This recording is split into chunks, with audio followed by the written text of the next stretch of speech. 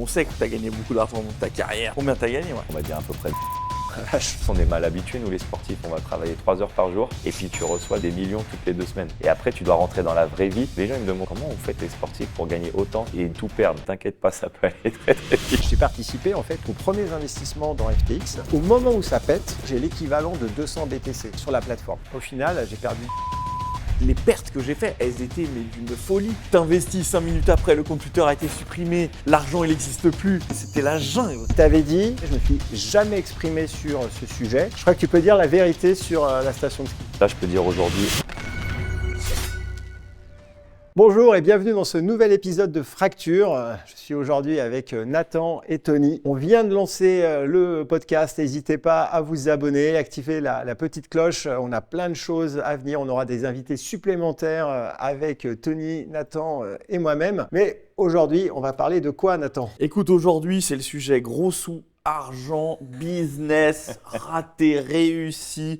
Nos tabous, on va passer un petit peu. Là, on a perdu beaucoup d'argent, là, on a gagné, ce qui a le mieux réussi. Donc, one by one, tout le monde a ses petites classes d'actifs favorites, ses petits secrets. Donc, je trouve que c'était un sujet intéressant. Je commence avec Tony. De toute façon, les chiffres sont publics. On sait que tu as gagné beaucoup d'argent dans ta carrière, tout ça. Ça se trouve. Qu'est-ce que tu en as fait, ce PQ? Et combien tu as gagné? Et combien tu as gagné? Ouais, combien tu as gagné? Ouais. Alors, dans ma carrière NBA, de toute façon, tout est public. Hein, tu peux trouver tous les chiffres, mais on va dire avec les sponsors et la NBA, on va dire à peu près 200 millions. 200 millions? Ouais, sur toute ma carrière. Sans patate. 200 fois. 200 millions de dollars. Alors sur 18 ans. Il faut payer des taxes après. Oui. Ça, c'est sur toute ta carrière, 18 ans. Exactement. C'est ça? Exactement. Et les taxes, c'est combien aux États-unis? 42, on va dire. 42%. Pas mal, hein, C'est vrai, c'est quand même. Non, mais c'est quand même donc, il reste 120 millions. Ouais, voilà, on va dire. Bon, ce qui est quand même beaucoup. On va dire Mais bon, c'est quand même 18 ans et puis c'est un top carrière, donc c'est quand même assez rare. Est-ce que dès le début, tu t'es dit, ma carrière, en fait, bon, elle a duré 18 ans, mais ça se trouve déjà, peut-être ça n'allait durer que 4 ans, 5 oui, ans. bien sûr. Est-ce que comment on réagit quand on commence à gagner autant d'argent? Et est-ce qu'on se projette? Bon, toi, c'est clair, tu as décidé de mettre de côté, mais comment tu as réagi à ça? Est-ce que tu as été conseillé ou tu étais tout seul? J'ai été conseillé. Et je me suis direct projeté et j'ai toujours été fasciné par le business et comme je viens d'une famille modeste et qu'on n'avait pas grand-chose en grandissant, on n'a pas vécu avec de l'argent. C'est vrai que je rebondis juste sur ça, Tony, excuse-moi. Vas-y. Parce que ton père, il était basketteur pro. Oui. Mais est-ce qu'il a eu une grande carrière ou est-ce qu'il n'avait pas la carrière qu'il fallait? Parce que tu dis que vous étiez modeste. On va dire qu'il a une carrière modeste. Okay. Et à l'époque, c'était pas des gros salaires. À l'époque, dans les années 80, il n'y avait pas de gros salaires dans le basket européen, on va dire. Parce que il a joué aux Pays-Bas, Belgique, après il arrive en France. Ah oui, il est en Europe, il n'a pas été en NBA. Voilà, exactement. Ouais. Il n'a jamais été en NBA. Okay. Donc non, on n'a pas grandi avec grand-chose. Et justement, quand tu commences à gagner de l'argent, on va dire les premiers trucs, j'ai voulu m'entourer. Là, tu as 19 ans, ouais, j'ai 19 et du jour au lendemain, tu te mets à gagner beaucoup d'argent. C'est ça. Pas encore les sponsors, que le salaire au début, parce que je me dis les sponsors ont mis des années. Sponsors aussi. Tout de suite. Ouais, tout de suite. Ouais. Des Français ou des Américains? Les deux. En fait, très rapidement, j'ai signé avec Nike. Donc, je signe mon premier contrat avec les Spurs. Tu signes 4 ans. Donc, ça, c'est le premier contrat. À l'époque, c'était presque $1 million. Donc, tu sais, à l'époque, du jour au lendemain, tu gagnes $1 million. C'est quand même assez vertigineux. Par an? Par an. Ouais. Et c'est quoi le ratio salaire-sponsor? Ça dépend. Non. Ça dépend des années. Ouais, puis ça dépend des années. Puis moi, c'est venu, les sponsors, c'est venu progressivement, crescendo, parce qu'après, tu deviens une plus grande star. Et après, au début, tu parles aux États-Unis, la France. Après, c'est devenu mondial. Après, j'ai signé des gros contrats sponsoring avec la Chine. Donc, c'est monté, on va dire, crescendo. Mais c'est dur de te donner un pourcentage. Et ils te donnent 1 million, ils te le versent 1 million en une fois? Non, c'est des mensualités? Non, tu es payé toutes les 2 semaines. Toutes les 2 semaines? Ouais, d'accord. Toutes les 2 semaines. Ah ouais. Et donc là, j'imagine, tu reçois je sais pas, 50 000. Allez, pour faire simple, 100 000 par mois, je reçois 50 000. Ouais, c'est à 50 000. Voilà. Ouais. Comment tu fais pour pas vriller? On me l'a souvent posé cette question et c'est clair que c'est vertigineux. Hein. Quand tu reçois autant d'argent aussi rapidement, c'est vrai que tu peux perdre la tête. Et en fait, moi, j'ai tout de suite voulu me faire conseiller. Et donc, j'ai rencontré mon banquier qui s'appelle Stéphane Auberer. Et je lui passe le bonjour. Français? Donc français, banquier français? Non, il est suisse. Ah, Suisse. Guten Tag, Stéphane. D'accord, donc tout de suite, donc bien conseillé, effectivement. Donc j'ai banquier tout de suisse. suite été bien conseillé. C'était un ancien sportif, il jouait au tennis et il s'était reconverti en tant que sportif. Donc tu avais ce lien où je me suis senti voilà, tout de suite proche. On avait un peu les mêmes valeurs, la même vision sur ce que je voulais essayer d'accomplir. Et voilà, les premières choses, bien sûr, t'aides tes parents. Ça, c'est les premières choses que j'ai faites. Hein. J'aide ma mère, mon père. J'ai aidé aussi mes frères, bien sûr. Ça, c'est les premiers trucs que j'ai fait. Et puis après, petit à petit, voilà, tu te mets des objectifs.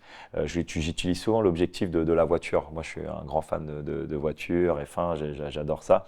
Et j'avais ce rêve quand j'étais petit, si un jour je réussis, j'aimerais m'acheter une Lamborghini. C'était un peu voilà, un objectif. Tout le monde a des rêves. Et moi, je sais pas, ça me motivait de faire ça. Et techniquement, j'aurais pu l'acheter dès que je suis arrivé en NBA. À 19 ans, tu as assez d'argent pour pouvoir t'en acheter une. Et j'ai pas voulu le faire. Je me suis dit, j'ai pas envie que les gens ils pensent que ça y est, j'ai signé un gros contrat, il a la grosse tête, il s'achète direct une Lamborghini. Donc je me suis dit, je vais attendre que je sois All-Star pour la première fois. Et aussi All-Star, pour te garder un objectif. Ouais, garder des objectifs. Et donc All-Star, quand tu es All-Star, Eric, c'est que tu fais partie des meilleurs joueurs de la NBA, tu es dans le top 24. Et donc ça a pris du temps. Et en 2006, je deviens All-Star pour la première fois. Donc là, j'ai 23 ans. Et je me dis, bon, est-ce que je l'achète? Et en fait, je me suis remis un autre objectif. Je me suis dit, je vais attendre de confirmer que je suis All-Star et que c'est pas genre un accident.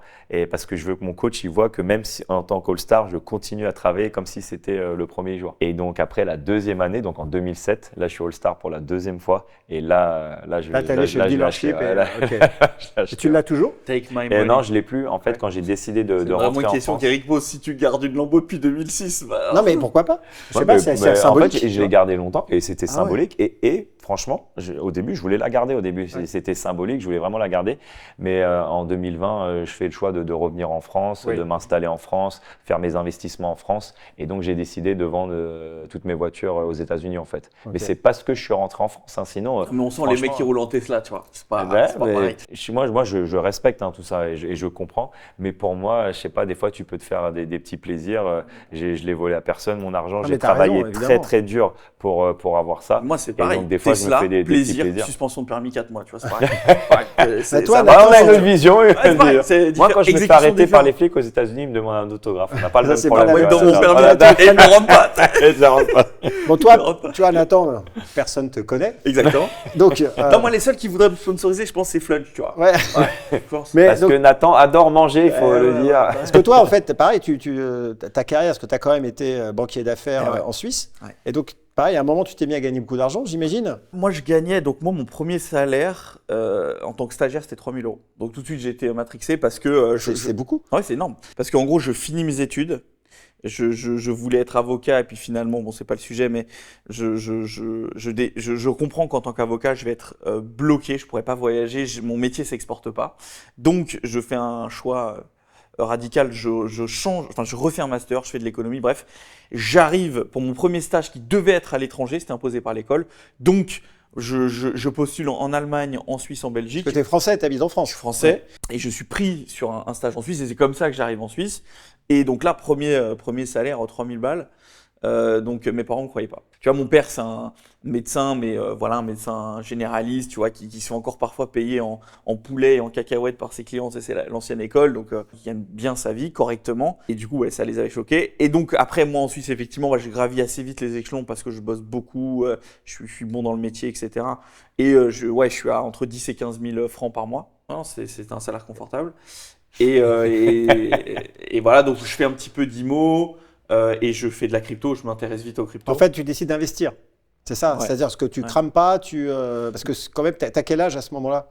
J'ai 25 à peu près. D'accord, et donc tout de suite, tu penses à l'avenir? Ouais, alors de toute façon, je suis pas un grand dépensier, je fais pas de folie, ça m'arrive de temps en temps, tu vois.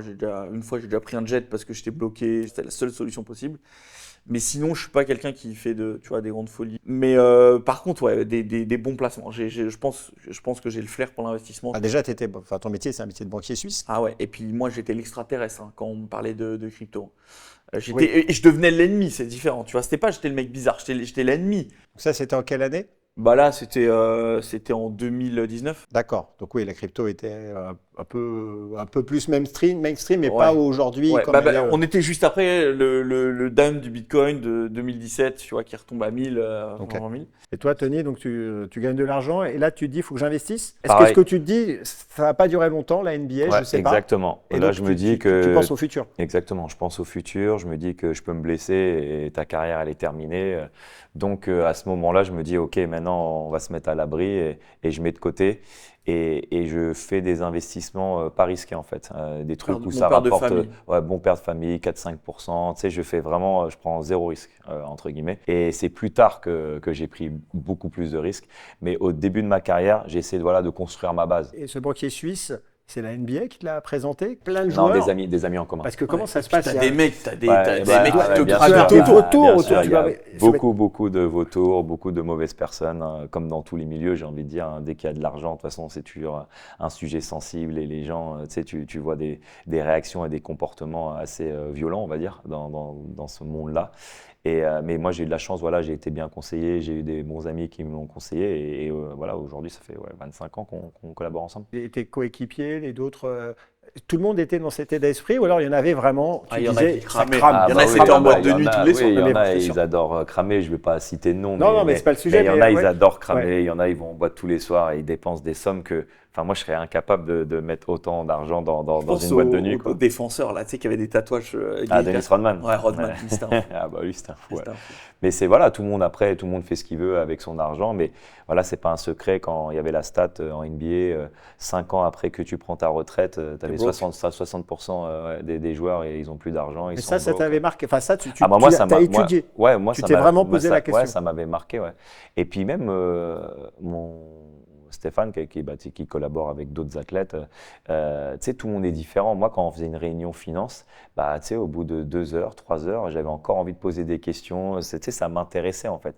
Et il y a des gens, ils ont cette fibre-là, ça les intéresse. Et il y a d'autres athlètes, moi, ils me disaient au bout de 30 minutes, tu sais, il en avait déjà marre et terminé. Et puis ça l'intéresse pas en fait. Et c'est pas grave, c'est juste tout le monde est différent.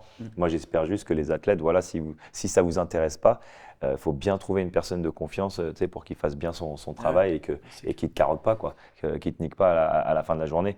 Mais après, moi, comme ça m'intéressait, bah, petit à petit, j'ai voulu voilà, faire plus de choses et me diversifier. Et en tant que Français expatrié, j'imagine, tu n'avais pas d'entourage parce que ça Non. aussi, ça va être Ouais. un peu le problème. Ouais, L'entourage, ouais, tu bien vois, des sûr. gens qui sont là, C'est tellement t'attends, pas facile, et qui ouais. étaient un peu obligés de salarier tes copains, à la Bah, limite. c'est le plus gros problème, hein. Enfin, je vois les histoires dans le football, c'est ahurissant. Mais puis même, c'est pas que l'entourage, c'est même ta propre famille, tu sais. Ouais. Alors, en fait, moi, ce que je dis toujours aux athlètes, le plus dur, c'est de dire non. C'est tellement simple, tu sais, tu te dis, mais juste dis non. Mais Rick, il dit la même Et, chose sur le business. et les gens, ils Refuser ont des tellement trucs. du mal à dire non. Et un jour, j'ai un ami, je ne citerai pas de nom, il vient me voir, il me montre un peu ses comptes, ses trucs et ça. Et donc là, je lui montre, mais regarde, là, il t'a carotte de l'argent, il t'a volé de l'argent, donc il faut le virer, lui. Ah non, je ne peux pas le virer et tout ça. Tu sais, il y a des gens, ils n'aiment pas la confrontation. Et pour moi, je trouve ça simple. Moi, quand mes parents ils venaient me voir, ou ça peut être n'importe qui, c'est OK, bah, montre-moi un business plan, comment tu vas faire. Je ne vais pas juste donner de l'argent pour donner de l'argent. Moi, il faut que tu m'expliques. Et moi, je suis le premier à vouloir aider. Moi, j'ai un grand cœur. Tu peux demander à tout mon entourage. Moi, j'ai un grand cœur. Et il y a des gens qui sont beaucoup plus riches que moi et c'est des vrais tu sais, radins, tu vois. Moi, franchement, j'ai aucun problème à donner. Mais par contre, si tu crames tout au milieu du mois, viens pas m'appeler et me c'est redemander plus, quoi. Tu attendras le mois prochain. Je pense que c'est important de mettre un cadre et de le faire de la bonne façon parce que même eux, après, ça les éduque en fait financièrement Et qui t'a appris et de savoir ça combien. D'où ça sort, cette notion de maîtriser un budget, de se poser les bonnes questions, de mettre des règles, Ouais. tu vois, de dire non, d'avoir une véritable… Parce que c'est pas facile hein, de dire non à Bah, ta ouais. propre mère ou Non, ton mais bien propre sûr, père. et même de raisonner d'un point de Ou vue de dire, comptable. je sais pas, j'ai toujours été un peu comme ça. Ça a en toujours fait. été carré. Ouais. Et à En l'école, fait, je suis c'était- quelqu'un qui est très, très organisé. Ouais, Moi, ok. je suis très organisé. Moi, être à l'heure, c'est très important. De toute façon, être à l'heure, il faut arriver 15 minutes avant. En fait, j'ai grandi comme ça. En fait, c'est des valeurs simples que je me dis dans la vie, quand je vois la nouvelle génération, ils sont toute la journée sur leur téléphone et ils répondent pas.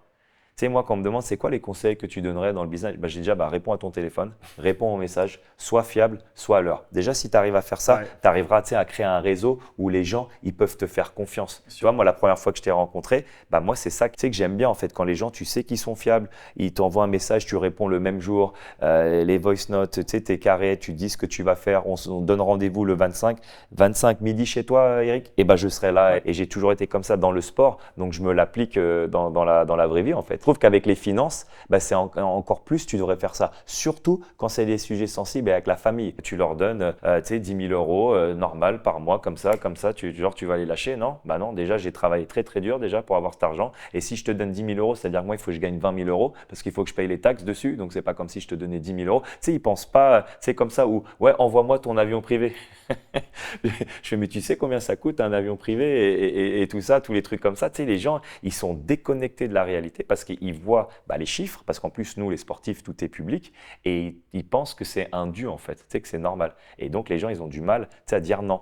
Moi, par exemple, pendant très longtemps, avec mes parents au début, ou mes frères, je ne prenais pas de billets business ou première classe. Toute ta vie, tu as voyagé en éco. Pourquoi là, d'un seul coup, il faudrait que je fasse business et première classe? Parce que pour moi, les 5-6 premières années, c'était important de créer ma base, en fait. Parce que tu le sais très bien, Eric, plus tu crées ta base tôt, après, c'est facile, tu utilises tes intérêts et en fait, le plus dur, c'est les 10, 15, 20 premiers millions en fait. Une fois que tu as ça, après, tu sais, ça déroule et ça va tout seul. Je trouve que c'est le début le plus dur. C'est le début et c'est le début que tu dois être discipliné. Et c'est là, comme tu disais tout à l'heure, tu reçois tout d'un seul coup. Tu sais, on est mal habitués, nous les sportifs, on va travailler 3 heures par jour et puis tu reçois des millions toutes les 2 semaines. Et après, tu dois rentrer dans la vraie vie. Et pendant 40 ans, tu as fait la même chose et ça ne tombe plus toutes les 2 semaines. Et donc, si tu n'as pas bien économisé, si tu n'as pas bien fait tes calculs avec les taxes, les intérêts, ça peut aller très très vite. Parce que les gens ils me demandent souvent, mais comment vous faites les sportifs pour gagner autant et de tout perdre? J'ai fait, t'inquiète pas, ça peut aller très très vite. Donc, c'est vraiment une question de discipline. Discipline, garder des bonnes habitudes. Ouais. Et là-dessus, ce que j'aime bien avec toi, et j'ai une anecdote avec toi, c'est que tu dis les choses. Tu dis, ouais, tu sais dire non, mais tu sais aussi dire les choses, même quand ça te concerne toi. Parce qu'en fait, la première fois qu'on avait rendez-vous, tu devais venir chez moi. Ouais. Et je crois que tu m'as appelé. Donc, tu sais, on avait déjà rendez-vous depuis quelques semaines. Donc, voilà, moi, j'ai tout préparé et tout. Et je crois que tu m'appelles la veille, le jour même, où tu devais arriver le soir, un truc comme ça. Et tu me dis, écoute, je vais te dire la vérité. Je ne vais pas pouvoir venir ce soir parce que hier, je suis allé voir le match du PSG et on a gagné. J'étais avec Nasser. On s'est fait une fête toute la nuit. Tu as fait du name dropping en disant il y avait machin, il y avait machin. Ah ouais, d'accord. Et là, franchement, je ne suis pas bien. Je crois que j'ai fait trop la fête et donc je ne vais pas venir. Et tu vois, tu aurais pu balancer un pipe tu vois, j'ai une urgence, machin, tu vois, un truc.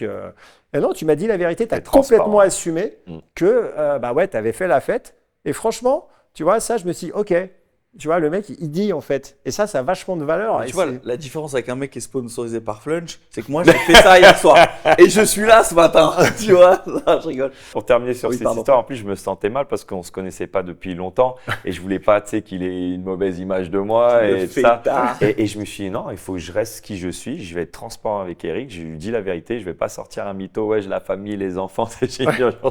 Non, j'étais transparent avec lui. Et la valeur de ça, parce que je lui dire la vérité, quoi. Et je pense que ça, voilà, pour tous ceux qui peuvent nous écouter, qui sont des fois devant des situations où tu as fait un truc et dire la vérité, c'est tellement simple, c'est parfois difficile, mais en face, la personne, tu vois, elle se dit OK, et je dirais que tu es monté incroyablement. En fait, dans mon estime, on se connaissait un petit peu, mais là, je me dis OK, c'est vraiment un mec, tu peux compter dessus, le mec. Alors que tu vois, c'est Tony Parker. Je veux dire, tu aurais tout à perdre à dire ouais, j'ai fait la fête. Tu vois, et donc tu l'as dit quoi, tu vois. Et c'est vrai que c'est marrant que tu dis ça parce que je me suis rendu vraiment compte de ta notoriété, si tu veux. J'étais dans la campagne en Indonésie, au fin fond du truc, avec une famille qui, je sais pas s'ils avaient internet, je suis pas sûr. Et je parlais de, tu vois, pour eux c'était lunaire. Je leur expliquais ma nouvelle aventure, qui seraient mes associés. Quand j'ai dit Tony Parker, mais ils connaissent tous. Tout le monde connaît. Genre, je leur dirais dit Macron, ils connaissent pas, mais c'est vrai qu'au fin fond, je pense, de pays hyper reculés, tout le monde te connaît, quoi. Moi, je suis toujours impressionné par la force du sport, en fait. Ouais, et, c'est fou. et comment le sport rassemble tellement de personnes, en fait, de différents endroits, milieux. Parce qu'il y a un truc avec le sport, les émotions que tu vis dans le Bien sport, sûr. c'est Ouais. impossible de recréer ça. Tu vois, j'ai fait des bons trucs dans le business, j'ai vécu des aventures humaines sympas, mais j'ai jamais retrouvé, tu sais, l'adrénaline et les émotions que tu as dans le sport, en fait. Ça, c'est vraiment… Et c'est pour ça que je vois maintenant NBA, ils se bastonnent pour acheter les clubs NBA, parce qu'il n'y en a que 30, et tu vois Boston, 6 milliards. Je me dis, mais comment c'est possible? Ils vont jamais, tu sais, retrouver leur argent juste pour avoir un club de sport. Et je suis allé dans des endroits, je sais pas moi, Costa Rica, enfin plein de pays où je suis allé au fin fond. Et à peine arrivé, je me dis non, là c'est bon, on sera tranquille, ils vont pas me reconnaître, tu vois. Oh, Tony Parker, mais qu'est-ce que tu fous là? Et ça, tu sais, Ouais, c'est incroyable, franchement. Du reste, c'est pour ça, je pense que tu es retourné au sport. Exactement. Bah, Ça en manque. entraîneur, Ah oui, ça te parce que manquait. ça manque cette Ouais. adrénaline. C'est comme une petite drogue. Tu vois, moi, je fume pas, j'ai jamais rien touché, j'ai jamais rien essayé, j'ai jamais fait de drogue. Enfin, je suis clean de chez clean. Je dirais la seule drogue que j'ai, c'est le sport, de gagner des titres, avoir un challenge et de pouvoir l'accomplir avec une équipe et d'arriver à la fin et tu as réussi tes objectifs. Ah, c'est incroyable. Et dans le business, donc tu as fait pas mal de business différents. Tu as investi dans le sport, mais sport hippique. Mm. Donc tu mises sur des chevaux, tu as acheté des poneys, Ouais, exactement, c'est ça. Des poneys, ouais, c'est ça. Ça Non, fait c'est cher pas le des poney, poneys, mais ça fait cher le poney, ouais. Mais poney, il avance pas. Non, mais t'achètes pas un poney qui grandit? Non, Ah non, en fait, t'achètes vraiment les chevaux, moi, je suis ouais, dans. comment on moi, investit dans le. Ouais, dans- et comment tu t'es Je retrouvé vais vous là-dedans? expliquer. Comme ça, que, ouais, parce qu'en c'est- fait, moi, mon Est-ce groupe, que c'est ça rentable? s'appelle Infinity Nine Group. Ouais. D'accord. Et tu Donc touches à plein de Infinity parce que l'infini, Nine, mon chiffre porte-bonheur, groupe. Et après, je me suis concentré sur des pôles où je suis passionné, où je me vois passer du temps dedans et vraiment être là et m'investir et être impliqué. Donc je me suis dit sport, ça c'est sûr, éducation parce que je suis animé par la transmission, art de vivre, français, j'adore, et la tech, parce que j'adore. Donc, comme ça qu'on s'est rencontrés, c'est pour ça que je voulais faire Kevma. Et donc, dans le sport, j'ai commencé avec le basket. C'est mon sport, j'avais envie de redonner à la nouvelle génération. La France m'a beaucoup donné par rapport au basket, donc j'ai commencé avec un club de basket. J'ai racheté l'Asvel, après l'Asvel féminin, et puis après l'académie. Enfin, tout a une raison, en fait, et j'avais une vision, on va dire. Et les chevaux, c'est arrivé parce que moi, j'ai grandi en Normandie. Et en Normandie, il y a des haras partout. Et donc, j'ai toujours aimé ce sport-là. J'ai toujours été attiré par ce monde-là. Et à chaque fois que j'amène des gens à l'hippodrome, à Longchamp, mais j'ai jamais eu quelqu'un qui a… Tu sais, en fait, ils connaissent pas, en fait. Parce qu'on a l'impression que tu sais, c'est un monde pour les riches et tout ça, alors que c'est pas du tout vrai. Donc là, on est plutôt sur le hippique, la course. Moi, je parle de la course, Ouais, parce pas qu'il y a plusieurs forcément, trucs. il y a Tu as plusieurs- le trot, Ouais, tu as exactement. le jumping, tu as plein de différents trucs. Moi, je suis concentré sur le galop. Le galop, galop. c'est la vitesse. Mais il y a Parce aussi que- du pari aussi, non? Bien sûr, Enfin, oui, il y a des un paris. univers, donc il y a une Après, ambiance, moi, personnellement, je ne parie pas. D'accord. Mais oui. Mais tu as une ambiance de fou Mais il y a une dans ambiance l'hippodrome. de fou. Ouais. L'hippodrome, c'est incroyable. Mes enfants, ils adorent aller à l'hippodrome. Ils courent partout. Ils adorent l'univers. Et c'est vrai que les paris, moi, mes amis, ma famille, ils adorent parier. Ça fait partie un peu de Ouais, l'univers, l'ambiance. de l'ambiance et tout ça, c'est sûr. Après, moi, comme c'est mes propres chevaux, voilà, c'est juste un choix Mais personnel. par quoi. exemple, toi, tu es quand même posé, calme. Oui.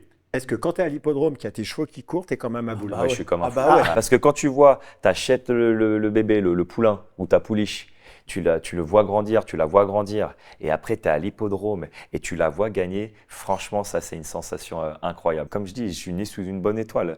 Il y a des gens, ils attendent 10 ans, 15 ans, 20 ans avant de gagner, on va dire, une groupe 1. Groupe 1, c'est comme si tu gagnais un titre NBA. Et dès notre deuxième année, on gagne une groupe 1, mais c'était incroyable. L'année d'après, on regagne une groupe 1. Tu sais, les gens, ils disaient, mais il est sérieux, Tony, comment ça se fait? Tu sais, je suis vraiment… Après, c'est bien sûr force de travail, c'est comme tout. Tu sais, il faut travailler, discipliner. chance. Une part Faut part pas- de chance énorme. obligatoire. Bah ouais. C'est obligatoire. Faut pas que le cheval Moi, se dans tous les blesse. titres NBA qu'on a gagnés ou champion d'Europe avec l'équipe de France, tu as une petite part de chance parce qu'il faut être en bonne santé, il faut que personne soit blessé. Ça c'est clair, ça fait partie du jeu. Et ça coûte Et- combien un cheval? Alors, il y a tout. Tu achètes un cheval, par exemple. Je vais prendre Ramatuelle. C'est notre plus gros succès. Ramatuelle, tout le monde va connaître en plus parce que c'était un succès mondial avec Ramatuelle.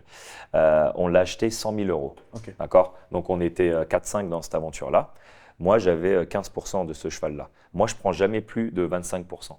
pour, comme dans les finances, bah, tu diversifies ton risque. C'est une société que tu crées? Oui, c'est une société. qui C'est une société associée ouais, au cheval. qui s'appelle, voilà, exactement. Qui s'appelle Ramatel? Non, Ah non. c'est Infinity donnes les Nine noms que tu Horses. Ah, et ça, c'est cette société-là d'accord. qui gère après Qui gère voilà, plusieurs les chevaux. chevaux. Voilà. Ok, et là, ok. j'ai plusieurs chevaux. D'accord. Donc là, j'ai juste pris un exemple pour dire que tu peux venir avec moi et tu me dis, Tony, moi, je veux juste mettre 2000 €, je veux tester et je veux juste prendre une patte. Tu sais, moi, je veux juste la patte sur ce cheval.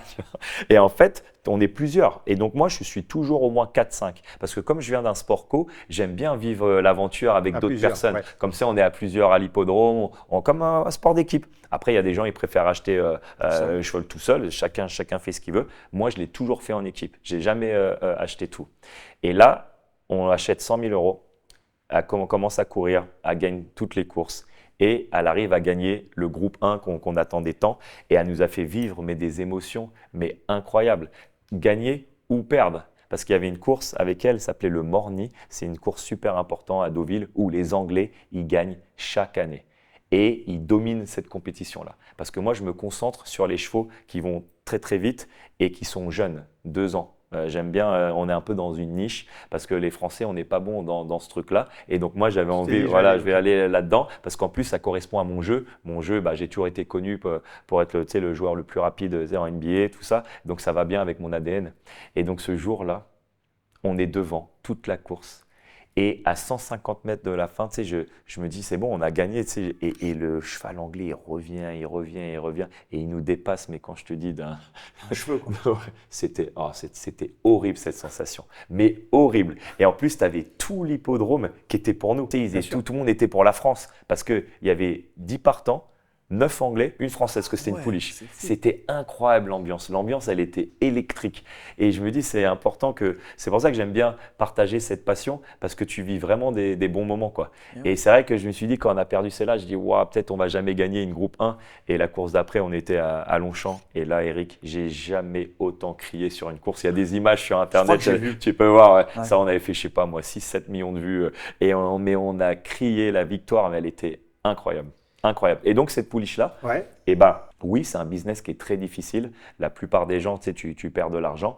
Moi, ça fait maintenant 4-5 ans que je suis dans ce business et à chaque fois, on break even. Okay. Et en plus, j'ai eu de la chance qu'avec cette pouliche-là, on a battu le record de vente pour une pouliche de toute l'histoire des chevaux français. On l'a vendue aux États-Unis pour 5 millions d'euros. 5 millions, donc ça fait fois 50. Et donc, si on décortique le business, donc l'idée, c'est d'acheter, c'est comme un joueur en fait, tu l'achètes pas cher et tu essayes de le vendre cher à un moment donné. Exactement. Et est-ce que, donc aujourd'hui, sur ce cheval, t'es break-even, c'est-à-dire que alors même que c'est un énorme succès, les frais vétérinaires… je t'ai donné un exemple de malade, peut-être ça va plus jamais arriver de ma life, mais chaque cheval, bien sûr, on regarde la renta, mais après, nous, on regarde sur la globalité. Parce que comme dans le business, tu vas investir dans 10 business chevaux, et t'en as 2 qui payent pour tout le reste. C'est centre de formation, c'est le même modèle. Ok, d'accord. Parce qu'il y a des coûts, il faut les entraîner, il faut manger. Bien sûr, les vétérinaires, le cheval qui se blesse, tu l'as payé fin de carrière. Et donc là, je parle de l'écurie de course, donc ça, c'est les chevaux qui courent. Et après, j'ai décidé d'investir dans un haras.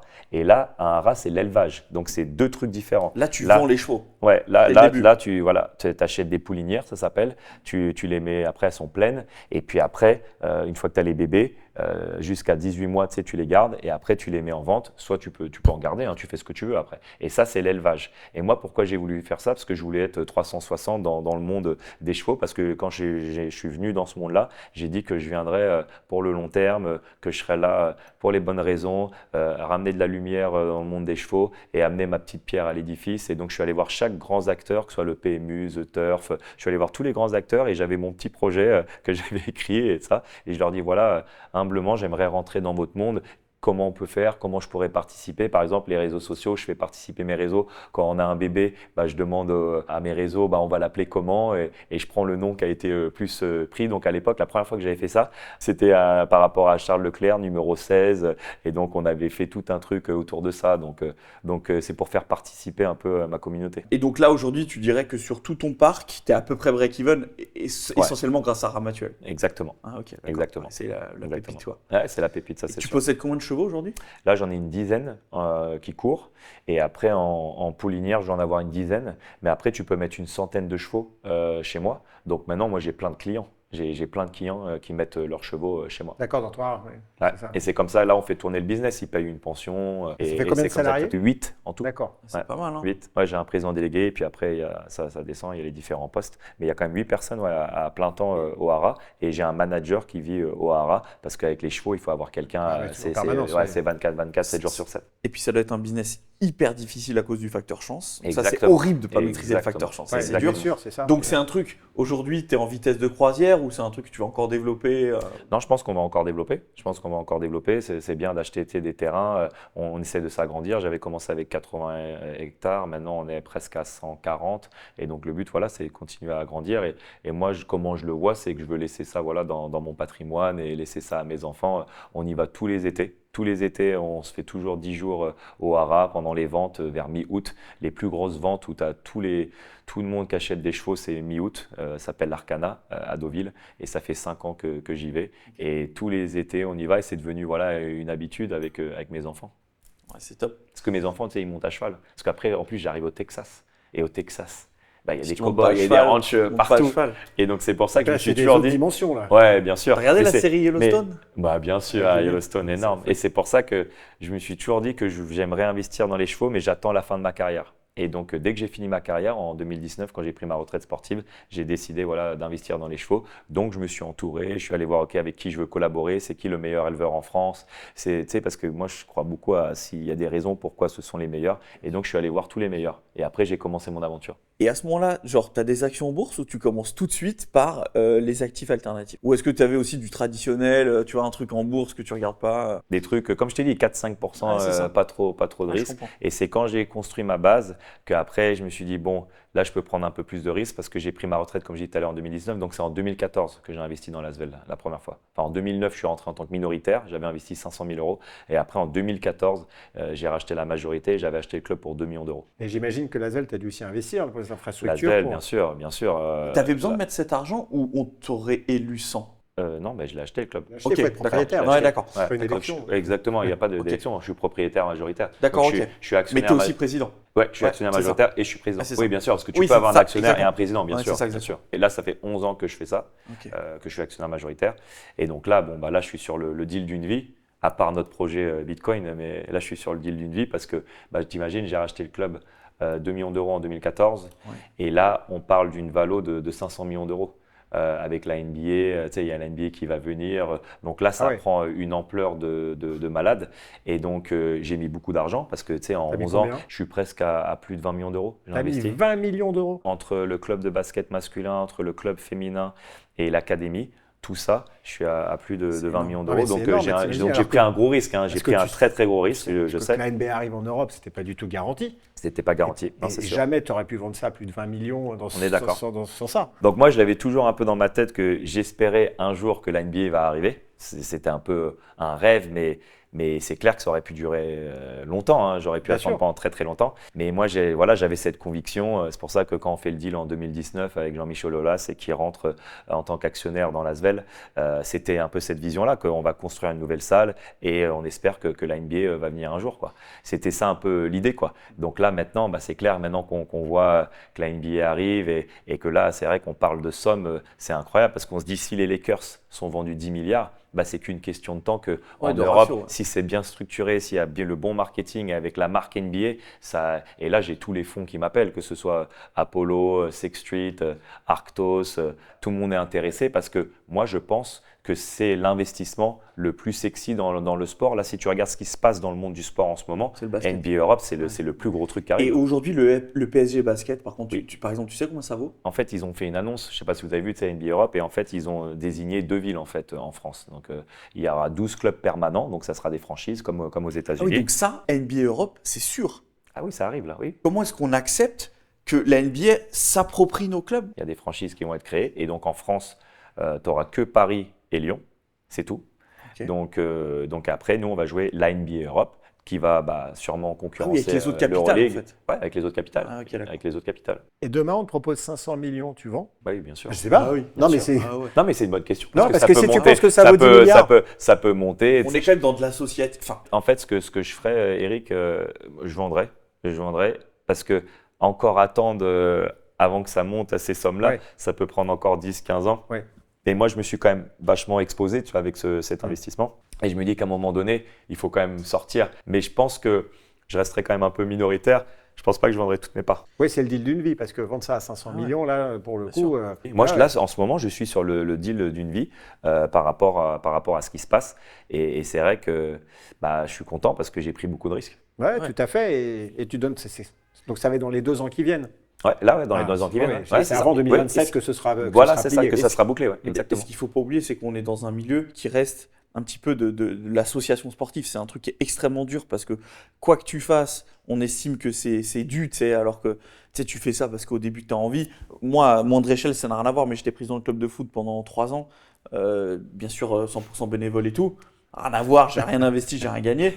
Mais ce que j'ai perdu en point de vie, mais c'est énorme. Et je pense que Tony a une échelle bien plus grande. Ce qu'on perd en point de vie dans ces business, c'est extrêmement dur. Jamais personne n'est content. Jamais personne n'est content. En fait, il y a un peu un côté, on en a parlé dans le premier épisode, un peu injuste, un peu. Tu vois, où c'est vrai que le président, c'est toujours la personne que tout s'arrête sur toi en fait.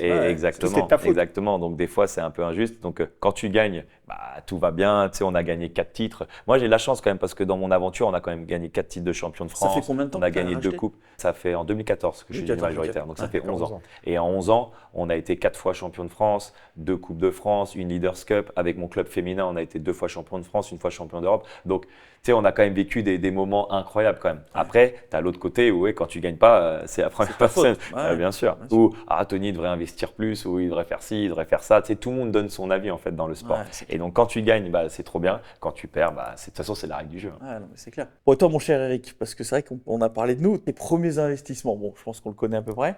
En fait, moi, mes tout premiers investissements, c'était de l'or. C'est-à-dire que moi, je suis entrepreneur, ça fait 30 ans. J'ai eu des succès assez rapidement au bout de quelques années où je me suis retrouvé avec de l'argent à investir. Ta première boîte, tu la vends à 29 ans. Ouais, je vends ma boîte, je touche à peu près 7 millions d'euros. 7 millions, et donc, avec, si on enlève l'inflation, c'était en je ne sais plus combien, ça faisait. C'était en 2007, je pense. Ouais, ça faisait presque 15 millions rapportés à aujourd'hui. Ouais, je ne sais pas difficile à dire, mais oui. Et donc, je fais des placements assez classiques, mais j'ai acheté de l'or aussi. Mais j'avais même acheté de l'or avant, parce que j'avais l'entreprise qui avait donné des dividendes. Et moi, j'étais assez alternatif. Déjà, dans ma recherche, j'avais évidemment des petits indices boursiers, des choses un peu comme toi, sur lesquels je ne prenais pas trop de risques. Mais surtout, en fait, j'ai réinvesti dans des business. J'ai réinvesti 1,5 million dans mon hôtel en Lettonie, qui s'appelle Dodo Hotel. J'ai investi dans d'autres projets, des startups déjà à l'époque. Et ensuite, assez rapidement, le Bitcoin. Donc, j'avais des assurances vie dans lesquelles j'avais placé quelques millions qui me restaient. Et quand j'ai découvert le Bitcoin, et ça n'a pas été instantané, mais en tout cas, quand j'ai vraiment eu ma conviction sur le fait que c'était l'actif du siècle et la meilleure façon de conserver mon argent, d'envoyer dans le futur, là, je n'ai pas réfléchi longtemps et je suis fait all-in. J'ai tout mis. J'ai tout mis. J'ai appelé le banquier, j'ai dit je vends tout. Et ils t'ont laissé partir comme ça? Ils t'ont laissé Ils partir? n'avaient pas le choix, oui, mais ça a mis du temps. Ça a mis du temps. Et quand ils m'ont demandé ce que je faisais, quand je leur ai expliqué, j'achetais du Bitcoin. Bon, ils n'étaient pas très étonnés parce que j'avais déjà ouvert la maison du Bitcoin, je leur avais parlé un petit peu de tout ça. Et donc, ils étaient au courant de ce que je faisais. Mais ça a été… Et sort du jour au lendemain, je mets tout, quoi. C'est vraiment, pas progressif. Alors, non, ça a mis quelques mois. Ah, ok, d'accord. C'était pas 24 heures, mais c'est quand même assez rapide. Mais donc c'était parallèle avec Ledger alors? C'était parallèle avec Ledger, oui, tout à fait. Ouais, ça s'est fait. En fait, j'ai commencé vraiment à investir dans le Bitcoin en 2014 et je pense que j'ai terminé de tout mettre en 2015, peut-être même 2016. Ça a peut-être pris un peu plus de temps. Peut-être, tu vois, c'est pas quelques mois, mais peut-être 18 mois en fait. Et ce qui est marrant, alors ça c'est juste la petite anecdote crypto, tu es un gros Bitcoin. Ouais, j'ai tout en Bitcoin. Voilà. Mais tu avais quand même fait le gros investissement en Ether à l'introduction. Alors ça c'est intéressant parce que en fait, il y a beaucoup de gens qui se disent si j'avais acheté du Bitcoin il y a 15 ans, je serais milliardaire et tout. Mais la vérité, elle est différente. Moi, parce que j'avais rencontré et croisé Vitalik, je crois que c'était en 2014, il parlait d'Ethereum, personne ne connaissait à la base. Moi, j'avais trouvé cette personne extrêmement brillante. Et je me suis dit, son truc, je ne comprenais pas tout, mais ça a l'air génial à l'époque. Et donc, il a fait ce qu'on appelle… En fait, il a levé des fonds pour lancer Ethereum et on avait la possibilité d'investir en Bitcoin. Et j'ai donc mis 5 Bitcoins dans la levée de fonds Ethereum. Donc ça valait, je crois, à l'époque 5 000 euros. C'est l'époque où il valait 1 000 euros le Bitcoin. Et au bout de 2 ou 3 ans, parce que ça a mis du temps à arriver sur le marché, Ethereum s'est lancé et j'ai récupéré en échange 20 000 Ethers. 20 000 Ethers, aujourd'hui, un Ether, je pense que c'est 3 000. Je n'ai pas regardé récemment, mais on doit être à peu près… 2009, je crois. Voilà, à peu près. Ouais. Ça fait quand même 60 millions. On se dit, waouh, j'ai mis 5 000 euros. Aujourd'hui, c'est 60 millions. Sauf qu'au début, ça valait pas grand-chose, l'Ether, quelques centimes. Puis à un moment, c'est monté et ça a touché un top à 10 euros. En fait, j'ai mis 5 bitcoins, mais peut-être que ça faisait l'équivalent de, 200 bitcoins. Donc j'ai tout transformé en bitcoin. Le move Donc de Maxi. t'as tout vendu. Le gros move, Ouais. il convertit ses Ethers en Bitcoin. C'est ça, donc pas en euros, mais j'ai dû reprendre 200 bitcoins, je pense, sur cette opération, à peu près. Hein. Et je me suis dit, je suis le roi du monde. Et après, j'ai vu que le truc, il a explosé. En fait, il a surperformé Bitcoin, même à un moment. Ah oui. Mais en fait, pendant un an, j'ai eu raison. C'est qu'après, c'est redescendu, puis après, ça a complètement explosé. Et donc, ce que je veux dire, c'est que en réalité, quiconque qui aurait acheté du Bitcoin à 1 euro, il aurait vendu avant pour tout vendu à 10 euros, tout vendu à 100 euros. Il n'y avait que les fous, les maboules, les gens qui ont une conviction de malade pour ne pas vendre. Parce que moi, j'ai acheté au début, peut-être, je n'ai jamais acheté 1 euro. Moi, j'ai commencé, ça valait 100, 200 euros. Donc, je ne suis pas arrivé tout au début. Mais j'ai jamais vendu parce que j'ai cette conviction que en fait c'est vraiment l'actif du futur. Moi, je fais partie de ça, c'est-à-dire que un truc qui me caractérise, c'est que j'ai toujours su vendre. En crypto, j'ai toujours su vendre plutôt au bon moment, mais parfois beaucoup trop tôt. J'ai loupé des fois 200, fois 300 parce que j'avais vendu à fois 20 sur plein de cryptos qui sont devenus aujourd'hui des trucs du top 100. Enfin, mais ça fait partie de la vie parce que j'ai aussi beaucoup gagné à chaque fois où j'aurais tout perdu. Et donc, voilà. C'est pour ça que les gens mais ne il n'y a doivent pas pas une s'en phrase, vouloir. Eric, qu'on dit qu'il faut mieux vendre plus tôt que vendre trop tard, quoi. Sûrement parce que oui, parce que- des fois tu peux avoir des regrets, mais moi, je trouve que c'est bien de vendre un peu plus Ouais, tôt. bien sûr. Et je trouve que tu peux aller beaucoup plus loin, tu vois. C'est Bien un sûr. peu plus safe, quoi, Bien sûr. que vouloir attendre toujours le home run C'est clair. et puis après, tu peux tout perdre, quoi. c'est clair, il y a plein de cryptos qui sont montés. Et il faut savoir, j'ai fait un autre investissement, c'était FTX. Dont j'ai le pull. Voilà, Légendaire. en fait, FTX, c'était une place de marché crypto, donc comme une start-up. Et j'ai participé, en fait, au tout début, aux premiers investissements dans FTX. Dans le token, donc dans le Dans FTT le ou dans token. la boîte Donc, FTX Dans le token FTX. FTT, ouais. Le FTT, exactement. Donc, j'avais dû mettre, je pense, 50 BTC, quand même, 50 Bitcoin. Donc, au début, ça a super bien marché. Je pense que ça a dû faire au moins fois 20, fois 30. Et j'ai quand même vendu, mais j'avais gardé quand même pas mal de FTT. Et à un moment, cette place de marché, elle a explosé parce qu'en fait, et je ne m'en étais pas aperçu, personne s'en était aperçu, c'était finalement une sorte de Ponzi, alors que ce n'était pas nécessaire, ils avaient une vraie technologie, c'était génial. Et donc, au moment où ça pète, en gros, j'ai l'équivalent de 200 BTC. Sur la plateforme. J'avais déjà récupéré pas mal, donc bon, j'avais 200 BTC. Et il y a en fait le tweet de CZ, le CEO de Binance, une énorme plateforme. FTX, la plateforme va tomber, c'est de la merde. Là, je me dis, waouh, s'il dit ça, c'est qu'il y a un truc. Juste après, il y a le management de FTX qui publie tout va bien, on a les réserves, etc. Vous inquiétez pas. Je vais sur l'interface, je suis sur le bouton retirer, enfin vendre, tout vendre en Bitcoin en fait. Tes FTT restants. Ce qui me restait, voilà, les tokens. Ouais. Et en fait, comme je les avais mis dans un truc spécifique de rendement, pour pouvoir les récupérer, il fallait que j'accepte d'en perdre 10%. Et je me dis, c'est bon, je vais quand même pas perdre. Là, si j'appuie sur ce bouton, je perds 10% de mes tokens. On va se calmer, je verrai demain. Pendant la nuit, le truc explose complet. En bas. Je vois le truc qui sombre comme ça. Je me dis, putain, donc je n'en ai plus rien à foutre. Je vends, je convertis en 50. Donc je perds 4 fois. En fait, je passe de valeur de 200 bitcoins à 50. Je me rattrape aux branches. J'appuie sur exit, enfin pour envoie-moi les bitcoins. Le truc, et ça bloque. Et là, je me dis, putain, j'ai tout ça parce que je ne voulais pas perdre 10%. Donc FTX est tombé, c'était fini. Je me dis, OK, c'est terminé. Et je me retrouve en fait avec ces 50 bitcoins qui sont coincés là-bas. À l'époque, ces 50 bitcoins, ça vaut $1 million. Et donc, rentre dans une procédure avec tous les avocats, les machins, un truc qui va durer des années. Ils acceptent la dette. Ils me disent, OK, mais on ne vous doit pas 50 bitcoins. Non, on vous doit $950 000.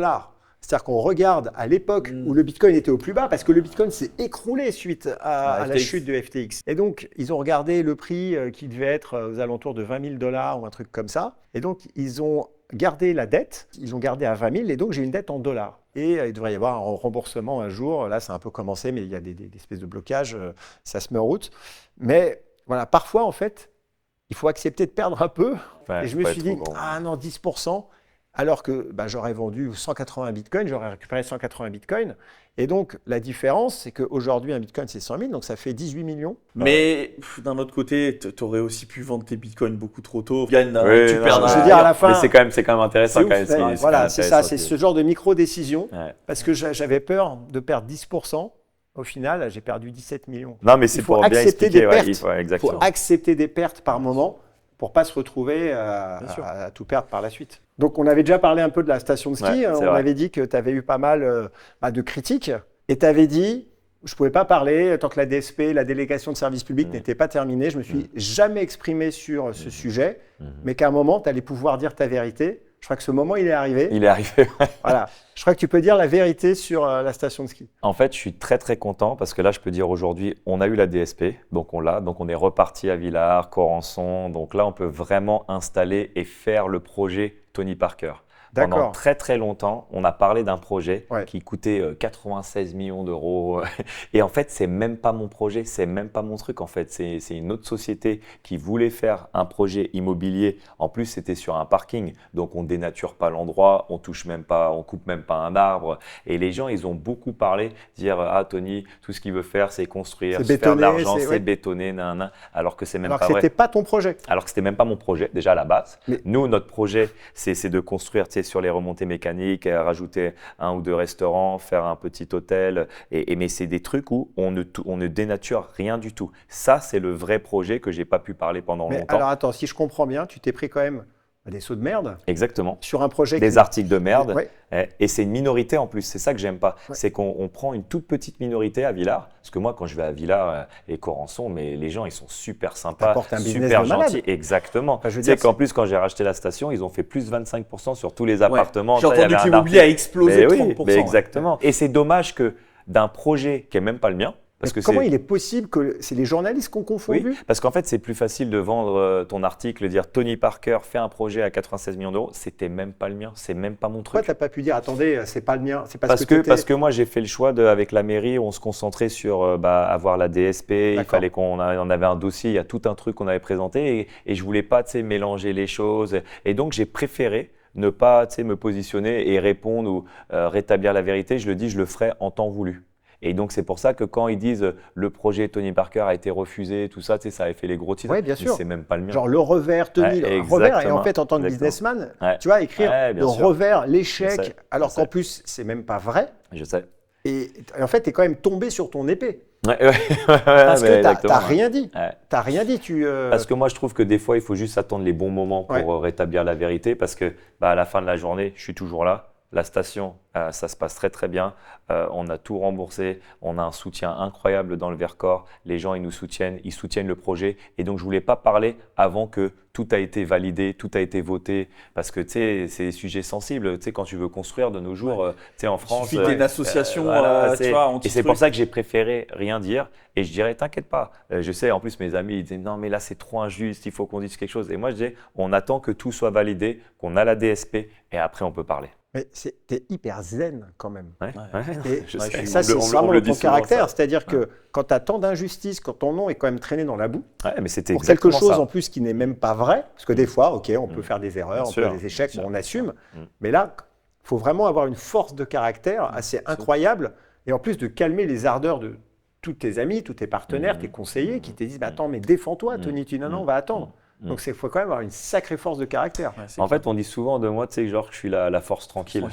On m'a toujours donné ça comme surnom avec mes amis, mon entourage. Mais parce que je pense que c'est mon job en tant que leader. Et moi, je trouve que mon job, c'est de fédérer les gens. Tu sais, moi, je crois beaucoup à l'union fait la force.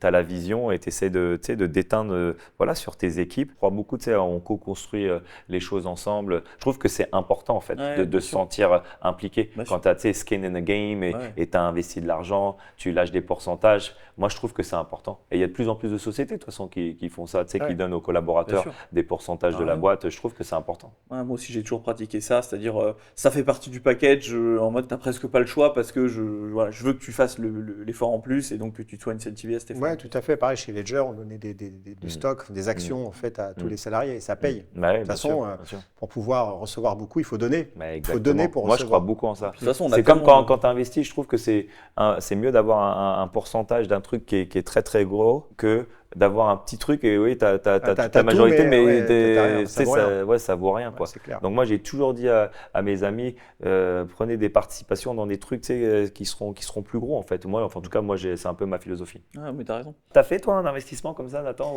ou genre, bon, peut-être pas le ski, hein, j'imagine que Non. t'as pas de station de ski. T'as Non, fait un non. truc un peu outside the box, tu sais, ou de tes habitudes. Je crois que j'ai presque honte. J'ai acheté une villa dans le métaverse. Ça m'a coûté 30 000 balles. Une villa Oula. dans le métavers, Faut ça que veut dire t'expliques, quoi? là. Ouais, parce que là, ouais, On est en 2020 et des patates, je sais plus quelle époque. Il y a tout le métaverse qui explose avec des boîtes comme Sandbox, etc. qui aujourd'hui gagnent pas un radis. Et donc il y a l'émergence du métaverse, donc c'est-à-dire ce monde virtuel dans lequel tu peux acheter des terres virtuelles. Donc là, il y a Carrefour qui achète des terres dans le métaverse, t'as Adidas, t'as plein de marques. Ok. Il y a Snoop Dogg qui a sa maison dans le métaverse. Je sais pas si tu te rappelles de ça. Non, Snoop Dogg a sa maison. Les gens se battaient pour habiter virtuellement à côté de Snoop Dogg. Genre, on parle en centaines de milliers d'euros, tu vois. Et moi, j'ai une opportunité d'acheter aussi une villa. Dans côté de Snoop? Non, pas à côté de Snoop. Et ça me coûte 6 Ethers. Donc à l'époque, l'Ether, il est à 4 ou 5 000 $. Donc tu fais le calcul, ça me coûte à peu près 30.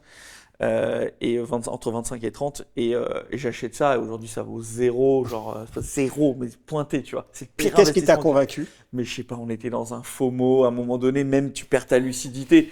Ouais, moi j'ai perdu des 10 000 balles en 2 minutes sur des scams, sur des comptes Twitter fermés, mais parce que toi tu viens de la voie noble, tu viens du Bitcoin, moi je viens de la boue.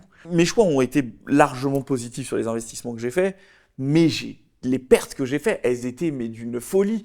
Il y avait 5 plateformes qui faisaient leur ICO par jour. Tout était brandé autour du nom. Tu avais PancakeSwap, tu avais SushiSwap, tu avais WaffleSwap. Et moi, je me dis, bah vas-y, j'investis dans celui-là. Alors que c'est le truc, t'investis 5 minutes après, le compte Twitter a été supprimé, l'argent, il n'existe plus. Non, mais c'était la jungle. Et puis en plus, t'es entraîné parce qu'on bossait tous en crypto. Et tiens, moi, j'ai vu ce projet. T'analyses rien, tu mets une bille. Enfin bref, c'était n'importe quoi. Et donc, c'est ça qui, moi, m'a forgé aujourd'hui. C'est pour ça que j'avais fait une émission, un peu qui va être mon associé, mes cryptos. Il y avait une nana qui nous avait posté son projet. J'ai dit, je vois pas la différence entre ça et une arnaque, un scam. Et tout le monde m'était tombé dessus. Mais non, tu comprends, machin. 48 heures après, j'ai tous les employés de la boîte. Oui, t'as raison, t'avais raison, machin truc. Le truc éclaté aujourd'hui qui n'existe plus. Et donc aujourd'hui, voilà, ça a été la douleur de l'apprentissage à coup de beaucoup. Mais justement, tu en avais besoin de ces moments-là. Ah ouais, parce ouais. que déjà, ça a forgé ton caractère, Ah ouais. ça a créé ton Ouais. expérience qu'au jour d'aujourd'hui, bah, Bien sûr. en 2 secondes, tu peux dire un Bien deal, sûr. il est éclaté. Bien sûr. Et c'est ça qui m'a amené aussi, tu vois, à faire des très très bons investissements dans des projets sur lesquels il n'y a aucun fonds qui n'y allait. Donc ma thèse d'investissement n'a été validée par personne. J'y vais seul. Et ça a payé, tu vois, c'est des gros multiples derrière. Et voilà. Et aujourd'hui, je pense avoir l'œil, le flair, surtout sur la crypto. Parce qu'encore une fois, ce qu'on a perdu en crypto, c'est que ça reste. La méthode d'analyse doit être similaire à un investissement dans n'importe quel business, à savoir qui est à la tête, qui porte le projet, c'est qui le fondateur. Parce que 70% des décisions qui vont être prises reviennent sur ce critère-là. Est-ce que le mec, il va pouvoir se relever, etc.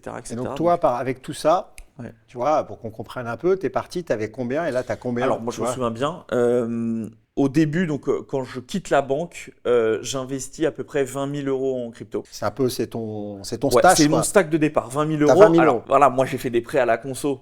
pour investir en crypto. Alors ça, c'est des choses que personne ne doit faire. Non, C'est-à-dire effectivement. emprunter de l'argent pour ensuite investir dans Exactement. des choses très risquées. Exactement. Ça, personne ne doit le faire. Bon, tu l'as fait, on va pas Voilà. t'en vouloir, mais en Ouais, tout ça, cas, je je l'ai pense que fait. c'est important de dire qu'il faut surtout pas le faire. C'est Et ça. donc, mais t'as emprunté combien? J'avais 10 000 à moi, j'ai dû emprunter 10 000, 15 000. Ok, donc en fait, tu as mis 10 000, tu as Ouais. emprunté 10 000. Ouais, à peu près. Et donc, tu avais 20 000 pour jouer. C'est ça, j'avais 20 000 pour jouer et voilà, c'est là qu'est monté mon stock de départ et aujourd'hui, bah voilà, ça représente plusieurs millions. J'ai aussi une partie des deals que je récupère sur 2-3 ans parce que je suis vesté, c'est-à-dire Ouais, que t'es bloqué, quoi. ouais, c'est bloqué, je récupère une partie chaque mois. J'ai aussi investi dans de l'immobilier, je suis très mauvais investisseur immobilier. J'ai acheté 4 apparts, en Airbnb, j'ai réussi à perdre de la thune sur 3 sur 4. Ça, je suis mauvais, mais alors je veux plus en entendre parler. Donc on va arrêter ça et les villas aussi. Les villas. Ouais, les Les villas. villas, ouais, les C'est villas ça. réelles ou virtuelles, j'ai paumé de l'oseille. Donc moi, là, l'IMO, je suis mauvais. Aujourd'hui, si je devais investir en IMO, je ferais plus du tout de courte durée. Je ferais du longue durée dans des villes établies. Voilà, je changerais de Est-ce stratégie. que des mais fois l'étranger. tu délègues, si tu dis que tu es Alors- nul dans l'IMO, pourquoi tu donnes Eh pas ben, à c'est des une gens très des bonne question. spécialistes C'est de un peu l'IMO? mon challenge de cette année. J'ai envie de recruter quelqu'un pour me constituer le parc immobilier. Ouais. Tu vois, et vraiment monter un parc maintenant. Voilà, je veux voir si tu veux. Si vraiment j'arrive à vraiment déléguer, parce que je sais que ça va être un truc, c'est prenant l'IMO, tu vois, c'est vraiment prenant. Les gens, c'est un business à temps complet, tu vois. Et est-ce que la personne que je recrute, elle serait pas assez forte elle-même pour le faire? Pourquoi elle bosserait pour moi, pour, tu vois, un salaire peut-être raisonnable? Et après, bien sûr, je touche à l'action parce que c'était ma spécialité en banque. Moi, c'était les actions américaines, donc ça, là-dessus, j'en ai encore. Et même si de plus en plus, je convertis en Bitcoin. De plus en plus, je suis Ah sur oui, Bitcoin. tu Ouais, fais ça. ouais. Plus, bah, j'achète et je vais acheter des actions Bitcoin Society. Je crois que c'est à peu près tout. J'ai toujours, tu vois, des trucs que j'avais ouvert quand j'étais à la banque, à Assurance Vie, enfin l'équivalent du 3e pilier en Suisse, mais je rentre pas dans les détails. Et voilà, aujourd'hui, j'essaie de rester assez liquide. Et... J'avais une question pour toi, Eric. On dit souvent, tu sais, dans les investissements, tu sais, qu'il faut que ce soit diversifié, tu sais, que tu mettes dans plusieurs, Tout à tu fait. sais, pas mettre tous ces deux dans le même panier. Exactement. Là, il y avait la règle ne jamais emprunter de l'argent pour investir. Il y a la règle aussi de ça. Pourquoi? Qu'est-ce que tu dirais aux gens, tu sais, parce que tu dis toujours je suis all-in Ouais. Bitcoin. Tu dis quoi à ces gens-là? Alors, je dis faites ce que je dis, faites pas ce que je fais. Parce que, évidemment qu'il faut diversifier. Moi, j'ai une conviction extrêmement forte dans l'actif Bitcoin. Donc, je suis capable de complètement résister dans les vents contraires. Quand on perd 25-30%, franchement, ça ne me fait rien du tout. Quand en 2020, le Bitcoin s'est écroulé, a perdu 94% de sa valeur en quelques jours, là, je me suis dit que c'est la fin du monde. Et pour autant, je me suis dit, bon, tu vois, c'est pas grave, je sais que ça... Bon, tant pis, mais sinon, je sais que ça va remonter. Donc, j'ai vu que ça tombait, et puis après... je suis allé voir une série Netflix avec la famille, ça allait, tu vois. Et donc, comme j'ai cette conviction ultra forte, ça ne me fait pas psychoter, je ne deviens pas fou. Mais pourquoi pas, je Et- dis n'importe quoi là, pourquoi 100%, pourquoi pas faire 80-20, tu sais, pour avoir 20% ou Parce tu que mets un peu dans l'IMO, tu mets Oui, un peu, alors, juste pour, tu sais, dire comprends. que si vraiment il y a un problème, bah, tu as une petite Mais je roue de suis secours, tellement j'ai envie de dire. persuadé- Il a ce hyper focus. Non, mais c'est une bonne question et une bonne remarque, c'est que ouais, j'ai vraiment cette conviction. Moi, je suis assez entier Mhm. et j'ai ce focus à mort. Et en fait, je serais mal à l'aise de ne pas tout avoir en Bitcoin. Tu aurais l'impression que tu perds de l'argent, quoi, en gros. Ouais, C'était- j'aurais t'avais mis l'impression autre de part. mettre dans quelque chose qui correspond pas en fait à ce qui m'intéresse. Alors, en réalité, si demain je dois arbitrer, par exemple, et je me dis tiens, je vais avec Tony, je vais acheter un cheval de course, Mhm. je me dirais ok, bien sûr que je peux gagner de l'argent, je sais pas, genre perdu, Mais tu dis, mais je c'est vais plaisir, valoriser tu vois ça comme un... l'expérience. Et là, je suis prêt à le valoriser. Ouais, Tu d'accord. vois. Ok. Mais par contre, me Ok. dire, je vais mettre dans du fonds indiciel, machin, World, pour Aucun pouvoir- plaisir. Non, ça m'intéresse pas en fait. Et donc, c'est pour ça que je suis en Bitcoin. Mais clairement, c'est très particulier. C'est mon expérience à moi et c'est pas une recommandation. Et moi, je recommande à tous ceux qui nous écoutent et qui veulent s'intéresser à l'investissement, la diversification est les clés. Et tu as tout à fait raison de mettre ce sujet sur la table parce que c'est de la folie de tout mettre sur un seul actif. Moi, je l'assume, je prends mon risque, mais c'est parce que je le maîtrise. Ouais, bien Et sûr. je suis aligné avec mes valeurs. Mais pour les autres, c'est absolument pas une recommandation. Tu as aussi plein de startups en portefeuille. Comment est-ce que tu gères? C'est quoi ton rapport aujourd'hui avec cette classe d'actifs? C'est plaisir, c'est business, c'est gagner de l'argent? Je pense que c'est beaucoup de plaisir. C'est pour ça que je fais qui veut être mon associé. Là, c'est la saison 6. Là, on était ensemble dans la saison 4. Donc pour moi, c'est le plaisir d'accompagner. Il y a un peu une forme de give back. Un peu comme toi quand Ouais, tu as mais moi, investi dans c'était le club. exactement ça. Ouais. Et aussi après, tu as voulu faire l'émission parce que tu avais envie Exactement. de rendre un petit peu à la France, aux entrepreneurs. Moi, c'est ça.